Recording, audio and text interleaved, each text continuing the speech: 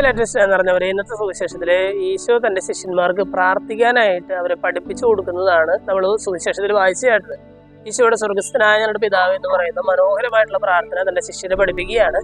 ഏറ്റവും ഒടുവിലായിട്ട് ഈശോ അവരോട് പറയുകയാണ്, മറ്റുള്ളവരുടെ തെറ്റുകൾ നിങ്ങൾ ക്ഷമിച്ചാൽ സ്വർഗസ്ഥനായ നിങ്ങളുടെ പിതാവ് നിങ്ങളോടും ക്ഷമിക്കും.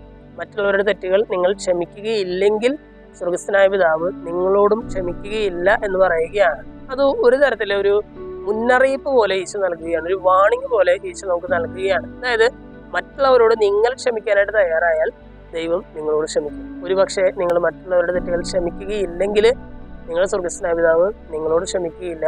ദൈവത്തിൽ നിന്നും കരുണ പ്രതീക്ഷിച്ചിട്ട് കാര്യമില്ല എന്ന് ഈശോ പറയുകയാണ്.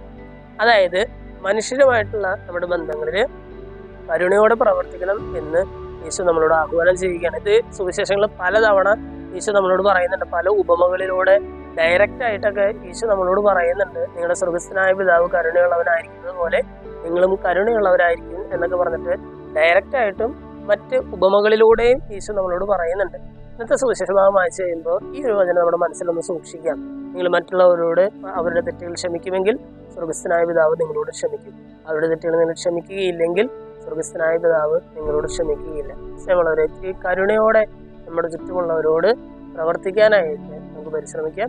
ദൈവം എല്ലാവരെയും സമൃദ്ധമായിട്ട് അനുഗ്രഹിക്കും.